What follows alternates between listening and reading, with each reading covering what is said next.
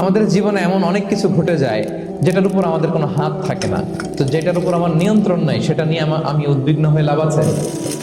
জীবন আপনাকে অনেক কিছু দিবে আবার কেড়ে নিবে। আল্লাহ এভাবেই পৃথিবীটাকে সাজিয়েছে, ইয়াউমুন লাকা ওয়া ইয়াউমুন আলাইকা। একদিন আপনার ভালো যাবে আরেকদিন খারাপ যাবে। ওয়া তিলকাল আইয়ামু নুদাবিলুহা বাইনান নাস। আল্লাহ বলেন যুগটাকে আমি ঘুরিয়ে ফিরিয়ে মানুষের সামনে এভাবেই আনি। This is the routine work of this দুনিয়া। দুনিয়ার রুটিন ওয়ার্ক এইটা। আজকে ভালো, কালকেও যে ভালো যাবে এমন নয়, কালকে খারাপ যাবে। আজকে তার খারাপ যাচ্ছে, পরশুদিন আবার তার ভালো দিন যাবে, ঠিক কিনা বলেন? অন্য এক সূরায় আল্লাহ তাআলা বলেছেন ফাইন্না মাআল উসরি ইউসরা, নিশ্চয়ই কষ্টের সাথে আছে স্বস্তি। আজীবন মানুষ কষ্টে থাকে না, দুঃখের পরে থাকে সুখ, দুঃখের পরে কি থাকে? সুখ থাকে। এজন্য উদ্বিগ্ন হওয়া যাবে না। বিষ্ণু ইসলামের জীবনী থেকে আমরা এটাই শিখি, উদ্বিগ্ন হওয়া যাবে না।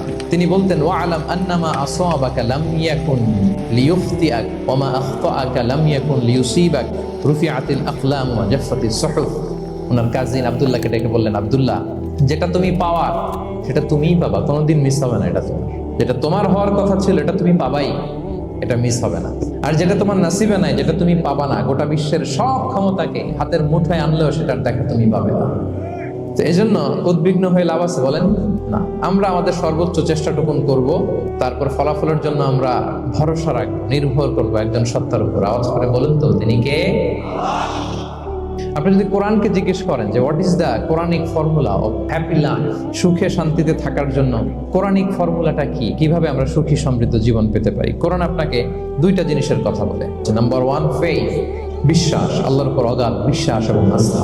দুই নম্বর হচ্ছে গুড ডিড, মানে সৎকর্ম, নেক আমল। যার মধ্যে দুইটা থাকবে তাকে সুখী সমৃদ্ধ জীবন দান করবে কে? Faith and good deed will be happy in your life, for the sure, I am telling you. এই দুইটা যদি এনশিওর করতে পারেন, আপনাকে সুখী সমৃদ্ধ জীবন দিবে কে?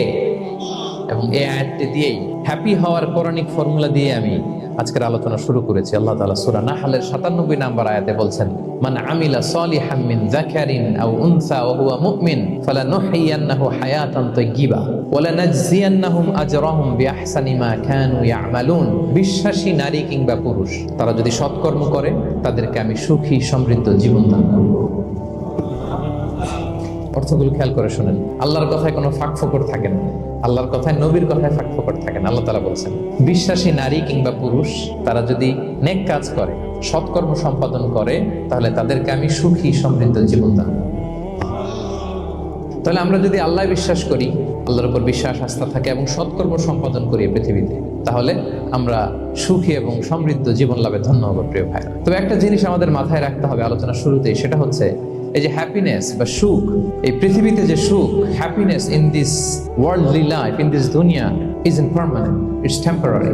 পৃথিবীর সুখটা এটা পার্মানেন্ট, এটা অস্থায়ী, টেম্পোরারি। পার্মানেন্ট সুখ দেয়া হবে জান্নাতে। আওয়াজ করে বলেন কোথায়? জান্নাত।